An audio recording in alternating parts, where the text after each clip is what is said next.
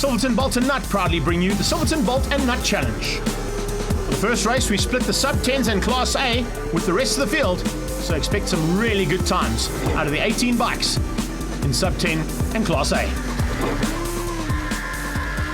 Off the line, it's Barry Mayer on the Liquimoli Yamaha, and fighting some motorcycles going into turn 1. There's lots of oil on track, there's lots of cement dust, and motorcycles don't usually like that kind of stuff.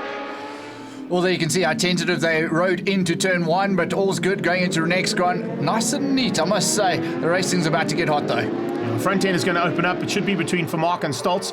Keep an eye out on Rupert Fourie, though. He is getting better and better every single time he climbs on board that Silverton Bolt and Nut ZX10. Also being helped out by Four Ways Motorcycles, and of course his uncle does a lot of work on the bike. And look out for Terence Cook as well, the only 600 able to run with the sub-10 bikes in the top 5. Well, we saw the Sean Vermaak with not the whole shot, but quickly got himself to the front and starting to run away. He'll be expecting a little bit of a challenge from Dirk Stolz, but battles all the way through the field, and good to see these guys really improving. Out there on the 88, Sean Powell also looking good in the mix of things. Yeah, great to see some Suzukis also in this mix. That was, of course, Sean Powell on that dirt-style Suzuki. And that's not what you like to see, especially at that corner. Turn 7 on a motorcycle, if you do go off, can hurt. Unfortunately, red flag was called, and that means that Sean Vermaak and Dirk Stolz take the honours. And the sub-10B category going to Rupert Fourie, ahead of Terence Cook. And it was Ferdinand Frederick, Andre van Staden, Cliffy Ogle, and Barry Mayer. Straight into race number 2 now, and off the line, whoa! Bucking Bronco, make that position 4 on track. That should have been Steven Sleebush on the Interactive Securities Daytona. Triumphs don't usually do that unless you really wring their necks, and I think Sleebush was trying to get off the line as quickly as he could, just didn't quite get it right. As they come into Renexcon corner though, he's managed to make up 1 position and sneaks up to 3rd. Well, Hendrik Erasmus must be wondering what has happened to the rest of the pack. He got such a good start and pulled around about a second before they even got to turn 2, but that's closed down now and under pressure from Kun Erasmus. Yeah, Kun Erasmus didn't get a great start at all, but then all of a sudden started to put the pressure onto his butt, and the two of them came side by side, and eventually one getting through on the other at the top of the hill through Sassel Corner. The No Rules Racing team having a great run, because leading the Masters was Dion De Beer a bit further back in about 6th place on track, and then a little bit further back we also had some of the lady riders from No Rules doing a great job. Jean-T Olivier being one of them. There we go, Kun Erasmus with the win in this race ahead of Hendrik Erasmus. The two brothers going head-to-head at the front. Class C going to Dion De Beer ahead of Alan Hickey on the Suzuki.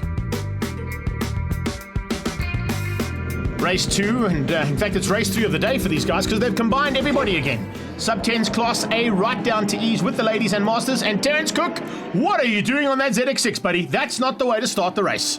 Well, sometimes it does help to engage it into gear if you want to get a good, quick pull away, but no doubt Terence Cook is a talented rider. He'll fight his way through the field again. He's going to have the likes of Michael Koch talent to get through this field, bud. Especially when you've stalled on the line and already 30 bikes have gone past you. So good luck on that ZX6. Remember, it is a 600 that he's on, and he's got to go and fight it out with a couple of very, very quick thousands. Well, of course, he's going to be starting somewhere around the mid-pack and be unfamiliar territory for him. Not sure of the race lines of a lot of the guys out there. Andre van Staden leads the way, though. A good start from him up in the front. Yeah, a really good start from him. Then you can see the rest of the field come streaming through there. 83, 93, Kun Erasmus is back into it. 49, look out for Hendrik Erasmus. 88 is there too. Sean Powell on the Suzuki. And Mornay Potgieter with a great start just inside the top 10. Andre van Staden still going good up in the front, but take a look at this. The 57 is already up into 3rd place. He has fought back really, really strongly in this race. A brilliant ride there from Terence Cook, and he's still got enough laps to maybe even steal the victory. Considering the fact that he stalled on the line, that is a great job on the bike. And that's the kind of racing we like to see, especially in the sub-10 category. Mornay Potgieter on the 65 ran in a little tight into turn 2. No problems though, lost 1 or 2 places. He'll be on his way again. Into the 73, Nigel Brand, good to see racing all the way around the track. Fricky around the outside there, also out of No Rules. Here comes the number 80 bike, that's Jean-T Olivier. No Rules Racing, and having a magic time of it is the young lady. On track with her son Austin, who's going to come across the line, probably in about 3rd place, but no one saw this coming. Checkered flag comes out, not even Henny saw him. It was Terence Cook on the ZX6, taking the victory in Class A, ahead of Andre van Staden and Austin Olivier. Kun Erasmus wins Class B, but let's catch up with our race winner. On the starting line, since everyone was taking their time, I took the bike out of 1st gear, and then I went and launched in neutral. That didn't work out well, so I just had to put my head down and I rode my heart out, and I got the win from last to first.